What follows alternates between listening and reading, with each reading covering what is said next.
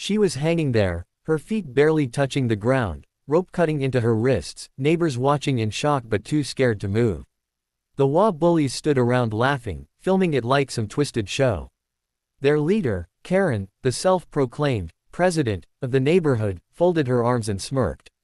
"Maybe next time you'll listen when I say no trespassing," she hissed. The girl, barely 18, gasped out, This isn't even your property," but Karen didn't care. She turned to one of the men beside her and said, "She needs to learn her place. I'll handle her father if he shows up." None of them knew that her father wasn't some quiet suburban man who'd beg for mercy. He was a retired Navy SEAL, a ghost with a record that didn't even exist on paper anymore. And he was already on his way. A car screeched down the road so fast it made everyone turn. Karen squinted, annoyed. "Who the hell drives like that here?" she snapped. The black pickup stopped so abruptly that dust filled the air. The driver's door slammed open, and a tall man stepped out, calm, silent, wearing a faded gray shirt and boots that had seen deserts and wars. His face didn't show rage, it showed control. That kind of control that makes dangerous men nervous. "Who did this?" His voice was low, calm, too calm. Karen puffed up her chest. "You're late, Superman. Maybe next time you'll teach your daughter not to break HOA rules." He didn't move, just walked closer, eyes locked on the rope, the bruises, and the laughter.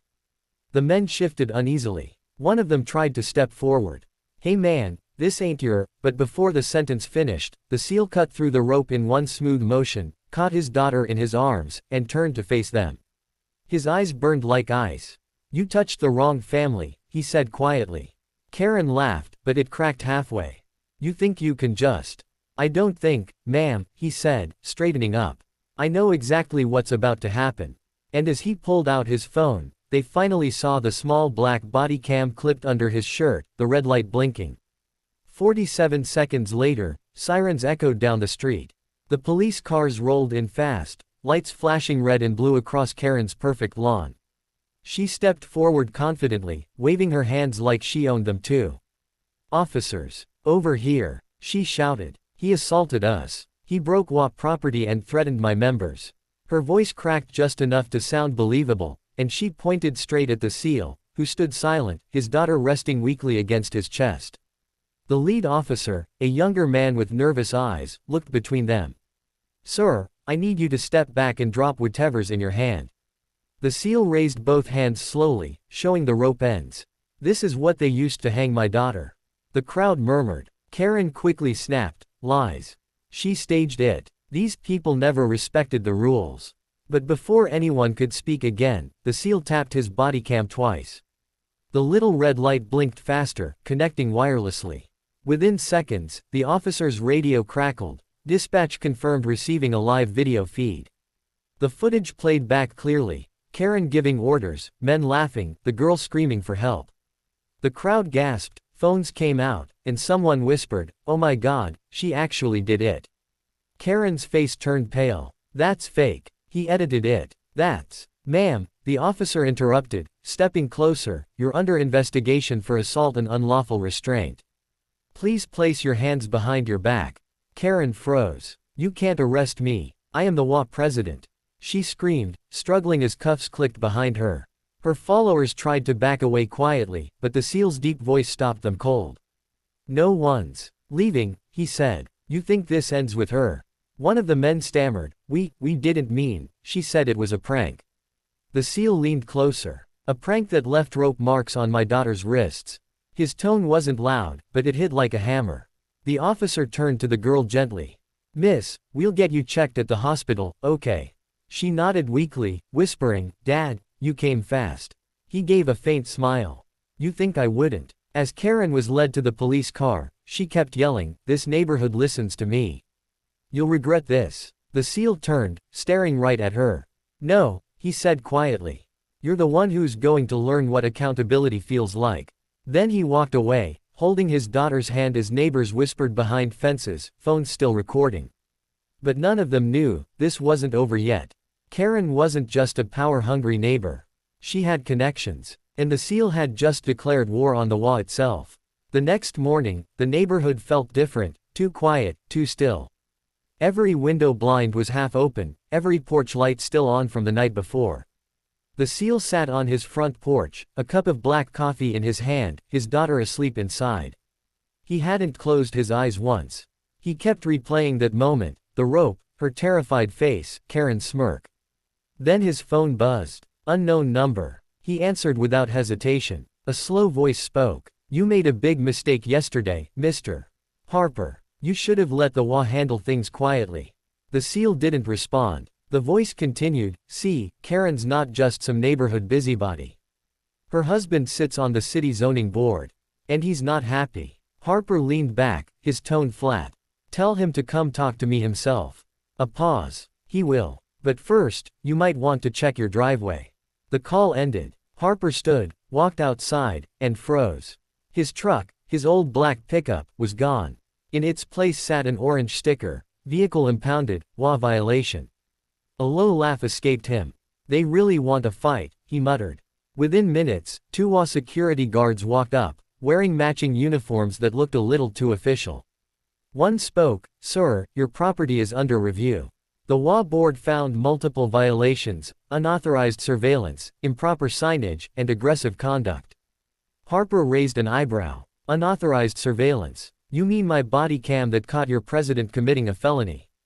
The guard shifted nervously. "Orders from above. You'll need to vacate until the matter is settled." He took a step closer, his comm cracking into steel. "Son, I've cleared villages under fire. You think a clipboard's gonna scare me off my own land?" The guard stuttered, backing away. We're just following." Before he could finish, another car pulled up, a sleek black SUV. A man stepped out, dressed sharp, expensive watch, fake smile. "Mr. Harper," he said smoothly. "I'm Daniel Rhodes, Karen's husband. City zoning board." Harper stared at him in silence. Rhodes smirked. "You made quite a scene last night. The problem is, you've embarrassed the wrong people. So here's what's gonna happen. You'll move out quietly, and in return, I'll make sure the charges against you disappear." "Charges?" Harper's voice dropped low. "Oh yes," Rhodes said, waving a folder. "Assault, destruction of HOA property, threats. Witness statements. From 15 people." Harper chuckled softly. "You forged witness statements, on the same street with 30 cameras." Rhodes' smile wavered just a bit. "You don't want to play this game, soldier." Harper looked him dead in the eye. "I've been playing it longer than you've been breathing." As Rhodes turned to leave, Harper's gaze shifted to the body cam still lying on the porch. The red light blinked again. He whispered under his breath, "You picked the wrong house." Because what Rhodes didn't know, Harper wasn't just recording. He was already streaming live to every resident in the HOA group chat. Within minutes, phones across the neighborhood started buzzing. Every resident, from house 101 to 199, received a live notification, "HOA meeting, urgent, watch this." Some thought it was official. But when they opened it, they saw Harper standing calmly on his porch, facing Daniel Rhodes. His voice was steady, quiet, but every word hit hard. "This man," Harper said, pointing at Rhodes, "just offered me a deal to move out of my own home. After his wife and her team hung my daughter and called it a rule enforcement. He thinks this neighborhood belongs to him." Rhodes froze, realizing what was happening. "Turn that off, now." He barked, lunging toward the porch. Harper didn't move. "You're live," he said, eyes locked. "Everyone can see you." Across the street, blinds lifted, doors opened, and neighbors stepped out with phones in hand. Some gasped. Others whispered, "Is this real?" Harper played the audio from the earlier call. The same cold voice threatened him, admitted the HOA plan to handle it quietly. Then came Rhodes' own voice, clear as day, "You'll move out quietly, and I'll make sure the charges disappear." The neighborhood erupted in shock. Someone shouted, "That's blackmail." Another yelled, "I knew something was off with those people." Rhodes turned red, snarling, "You think you can ruin me with some fake video? I am the law here." Harper stepped closer, calm as ever. "No, Daniel. You're the man who just forgot every house here has doorbell cameras." Right then, 3 neighbors walked forward, holding up their phones. "We recorded everything last night," one said. "We saw what Karen did." Another added, "You threatened his kid. You're done." Rhodes' fake confidence crumbled. He tried to grab his phone, but Harper raised a hand. You touch me again, and you'll be facing federal charges. Because I've already sent all this footage to my old unit. And one of them happens to work in Homeland Security. The entire street went silent. Rhodes' jaw dropped. You're bluffing. Harper smiled faintly. You really think I'm bluffing, when I said I'm a SEAL? Moments later, police cruisers appeared again, but this time, they weren't responding to a call from Karen or her husband. They were there with warrants. Rhodes tried to run inside, but an officer stopped him. Mr. Rhodes, you're under arrest for conspiracy, blackmail, and falsifying evidence.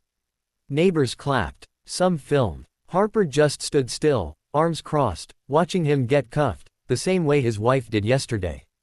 As the SUV doors closed on Rhodes, one neighbor whispered, "That man just dismantled the whole HOA in 24 hours. Harper finally exhaled, glancing up at the clear morning sky. I told her once, he murmured, Superman doesn't need to fly in to save you, sometimes, he lives next door. But deep down, he knew it wasn't over yet. Because what came next wasn't just about revenge. It was about rebuilding every life the HOA had destroyed. 2 days later, the HOA sign at the neighborhood entrance, old letters that once read, Harmony Oaks Association, Private Community, was gone. Only a few broken screws clung to the post. The place finally felt quiet. Peaceful. Free. Harper stood outside, his daughter beside him, bandages still faintly visible around her wrists. She looked up at him, voice soft. So it's really over. He smiled slightly. For us, yes. For them, not yet. Because even as Karen and her husband sat behind bars, the investigation kept growing. The footage Harper shared had gone viral, spreading across the state. Reporters stood outside the courthouse calling it the HOA scandal that shook suburbia. Neighbors who once stayed silent started speaking out. Stories of fines, threats, false violations, people who'd been bullied for years finally found their voices. The HOA's entire board was suspended. Every resident received letters confirming the association's dissolution. Harper didn't care about fame or headlines. He only wanted his daughter safe. But when a local reporter asked him for a comment, he paused, looked into the camera, and said something that made millions stop scrolling. I didn't fight wars overseas to come home and watch tyranny take root on my own street. Freedom doesn't just belong to soldiers, it belongs to every family, every neighbor, every piece of land we stand on. The clip spread everywhere. People called him the real American neighbor. Veterans sent letters. Families thanked him for standing up. That evening, Harper fixed the broken mailbox by his driveway, the same one Karen once threatened to fine him for. His daughter painted over the scratches, humming softly. The air felt lighter. He looked at her, proud. You know, he said quietly, they thought they could hang us to make us small. But all they did was remind us how high we can stand. She smiled. Superman doesn't need to fly, right? He chuckled, nodding. Right. Sometimes, Superman just builds a fence and minds his own business. The sun dipped behind the trees, golden light spilling over the quiet street. No one notices. No fake authority. Just peace, the kind he fought for all his life. And as he closed the gate that evening, a small hand-painted sign hung by the mailbox read, Private property, respect lives here. That was the day Harper finally exhaled, because justice wasn't about revenge. It was about reminding everyone that no one, not even a Karen with a clipboard, is above the truth.